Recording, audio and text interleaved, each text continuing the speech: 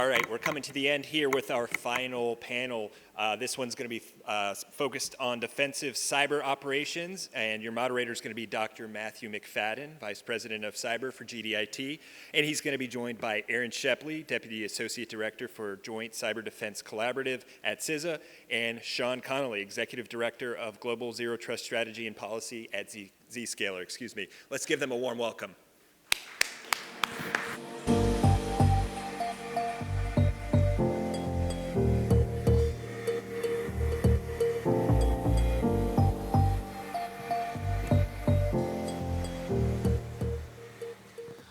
All right, good morning, everyone.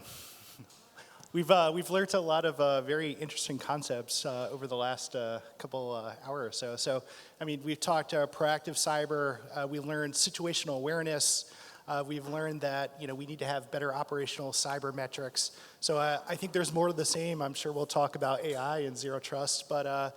So I think to go into this panel, we're focused on defensive cyber. So how do we bring it home? One of the things that really took me in 2025 was the average adversary breakout time is about 51 seconds, and that means once they get into your environment, they're moving laterally. So that's eye-opening, and from a threat landscape perspective, that the threat is increasing. I mean, it's with AI that's just ever increasing. Vulnerabilities are coming. I mean, how do we handle it? So I think to really set the stage here is we really want to talk about that threat landscape. So since we know the threat is changing. And government and industry really have a unique perspective. Let's talk about, from your perspectives, what are you seeing from an advanced threat and evolving nation-state activity? And Erin, I'll start with you. Thanks for having us. And unfortunately, it feels like everyone stole our talking points. So you're going to hear a nice, clean wrap-up of all of that content just now. So if you're not familiar with our organization, Chris talked a little bit earlier, CISA is a new agency, but we've existed in DHS for some time. Similarly with JCDC, we were established to really try to evolve the way that we work with partners, and partners extend from federal government, state and local government, critical infrastructure, international governments, and industry, probably, perhaps most importantly. This isn't recent, but I do want to talk about it. Critical infrastructure is a target. So for many years, it was very common that the conversation was around espionage, right? So kind of coming in to get secrets, to get ahead of research and development. But really, over the past few years, we've seen an aggressive move by a lot of our nation-state adversaries in targeting critical infrastructure.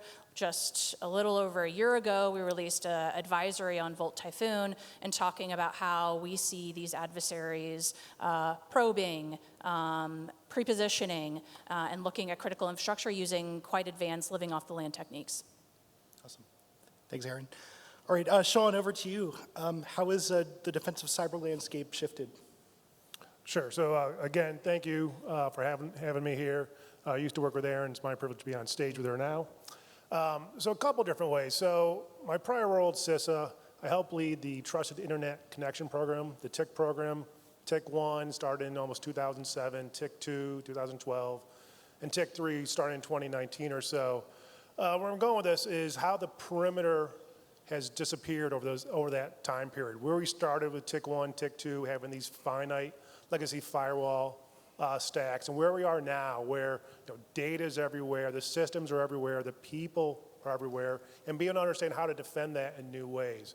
So shifting the security, if you will, and where we were before, we were forcing all the traffic through those finite tick stacks, and now moving data or security closer to where those resources are. I think that's a key thing to recognize. And from an operational perspective, from the CISO perspective or CIO perspective, understanding how you have to shift the visibility and the responsibilities and the risk models change as the technology changes. The second thing, as Erin was talking about with nation states, part of the challenge is you're seeing with AI, you're seeing how it's lowering the bar for entry for a lot of adversaries. And you're seeing this cross-collaboration more between nation states and some private sector entities. And they're using AI in new ways. So having that ability for the good guys, the defenders, to be able to recognize what's going on from the adversary perspective, being able to build defenses more robustly, overlaying defenses in different ways, being able to recognize, let's say, something from the identity pillar, how you can use telemetry attributes from the identity, maybe feeding the network pillar or the device pillar, and overlaying these attributes in new ways so you don't have to build inherent trust with any one perspective of your enterprise itself is, I think, something we've done differently from where we were 10, 15 years ago. Sure. Yeah, Sean, you spoke pillars, so you must be referencing Zero Trust. So I think that's a good segue into our next question. So, Zero Trust has become a federal mandate. Then again, we hear it a lot as a buzzword. Earlier, we talked defense in depth. So there's a lot of strategies in place. But one of the things we also talked about was compliance in one of the earlier sessions. So how do you really go about operationalizing Zero Trust from a security perspective? Yeah, that's a great question. So just to familiarize everyone, what Matthew was talking about was back in 2021, post-SolarWinds, there was a large focus from the federal government to operationalizing Zero Trust in the government. One thing that was different about the Zero Trust efforts we're doing than earlier efforts, even from our time CISA and PPD, I think maybe going back to CDM was the only other one where I could see this, was where the leadership was supporting from the White House, from OMB, from what's now ONCD, talking to their counterparts, like the number 2, the number 3 in the leadership chain at the agencies. So you had this top-down awareness where a lot of the other cybersecurity programs, I don't think you had the same type of interest. So having that, technologists, if you will, and the operators understanding what was going on with Zero Trust, but complementing from the leadership side was really different towards what we had from earlier programs. Second thing towards Zero Trust, one thing that helped is just being able to explain how Zero Trust, when you start to promote Zero Trust properly, how it leads to faster agility for the enterprise itself. From my time on the Technology Modernization Fund Board, Chris Patera, my old boss, is on the board still. A lot of these awards to the agencies were for projects that were being more agile and working with the CIOs and the CISOs, help them appreciate these modern protocols, these modern technologies, how they're going to help the mission in new ways from where they were before. So I think between the leadership buy-in and then understanding the agility of 2 different ways Zero Trust has worked in ways before. Yeah, any thoughts around communication to stakeholders, whether internally or externally? Yeah, that's a great question. So one thing that was interesting with Zero Trust was each agency had to have a Zero Trust advocate or program leader inside the agency. Where we saw the most success at the agency level was where those leadership teams at those agencies were then able to have different type of meetings with the different stakeholders, the mission owners, and actually had a lot of communication, to your point, Matthew, in different ways, again, going up to leadership and down to the different system owners themselves. And it was more understanding, okay, recognizing the risk, the mission, the restraints that may be on each individual mission, how can that mission still be able to support Zero Trust? So like one example you always use, talk to Mike Witt. Mike used to be the CISO for NASA. No one at NASA was expecting NASA to put CrowdStrike EDR agents on the Voyager satellites that are 15 billion miles out, in space. But at the same time, that data that comes back, I don't think it's hyperbolic to say that's universally unique data. So how can we protect that data in new ways and work with those mission owners is something I think different from where we were before.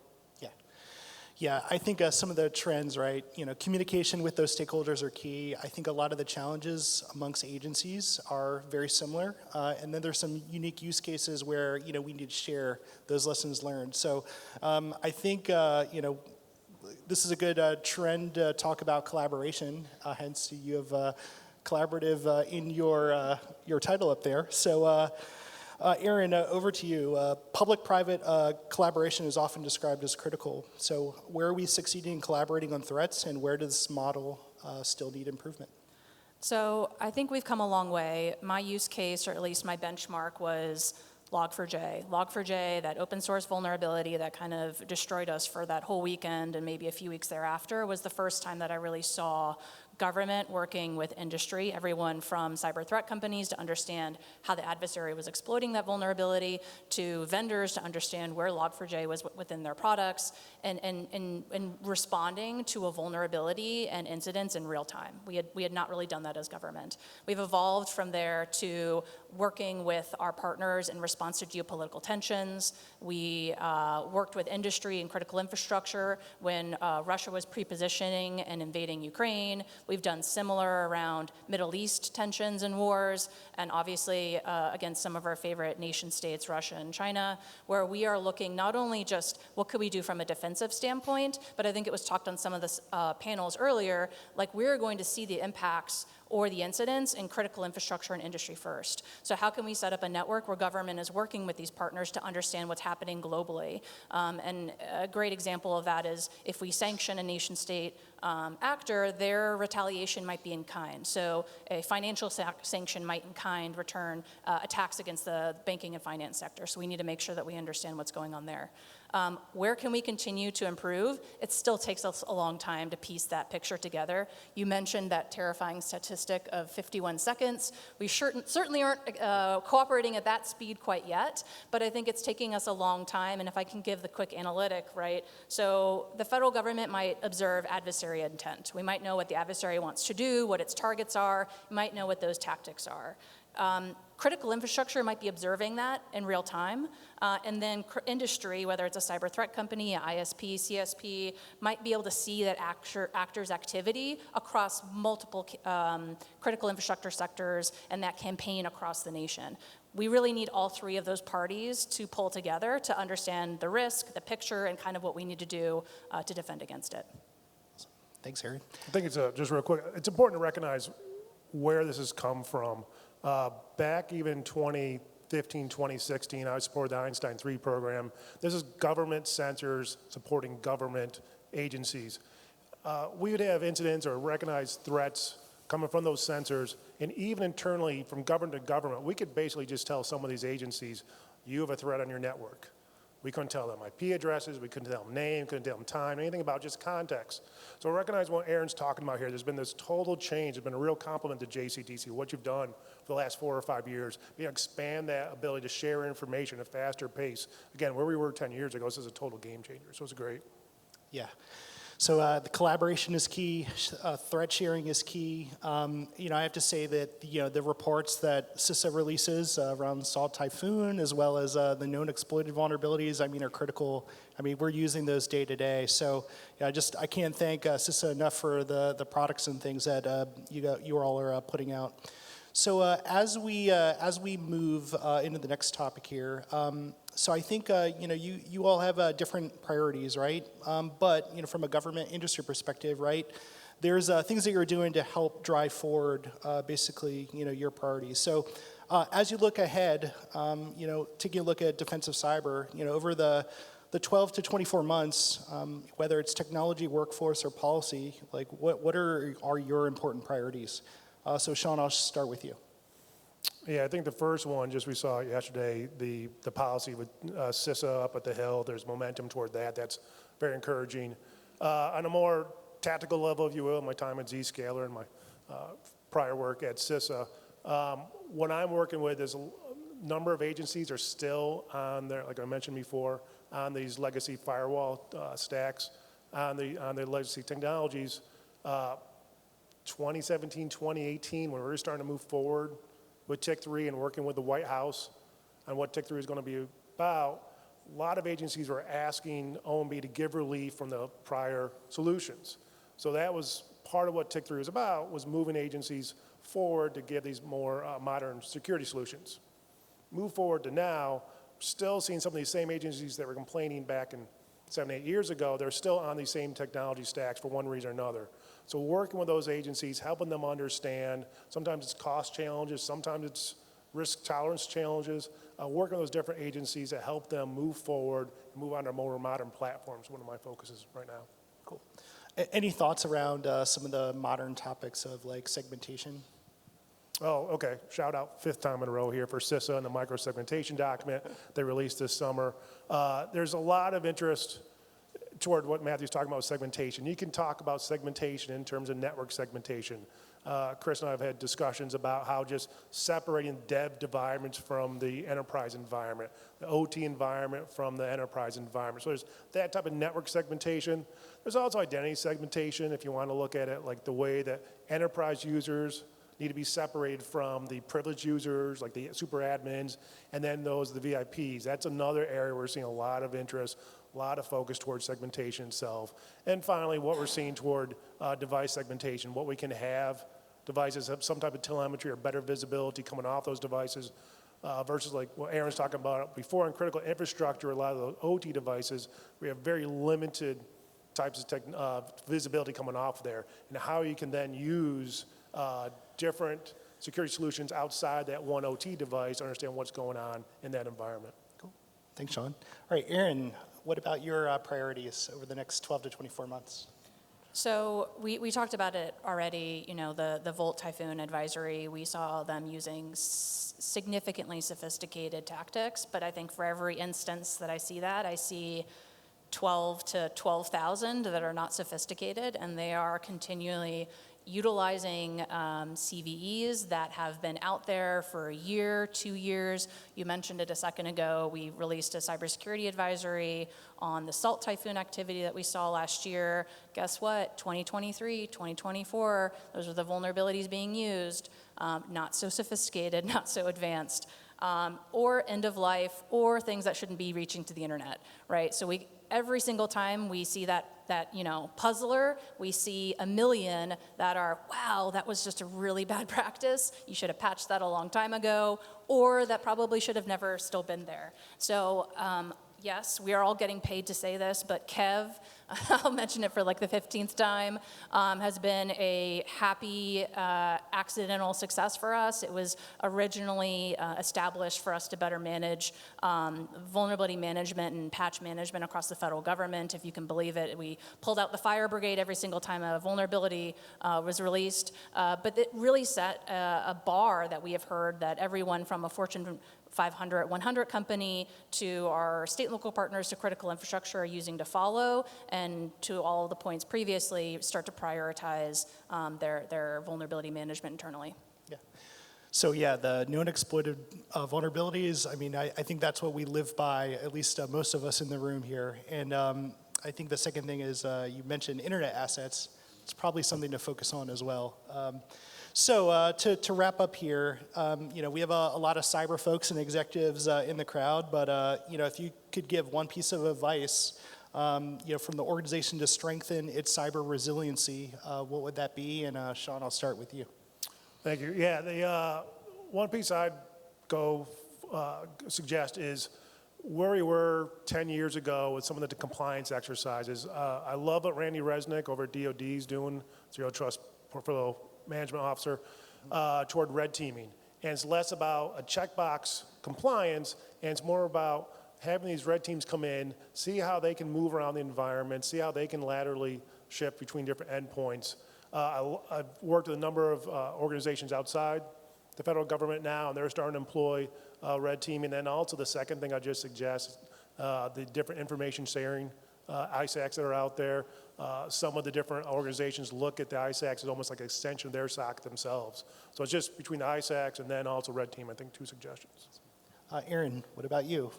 I think my point is kind of inherently in the question. We spend a lot of time and resources and money focused on defense. We don't spend a lot of time talking about resilience. We're very worried about, how do we block this? How do we keep this from coming in?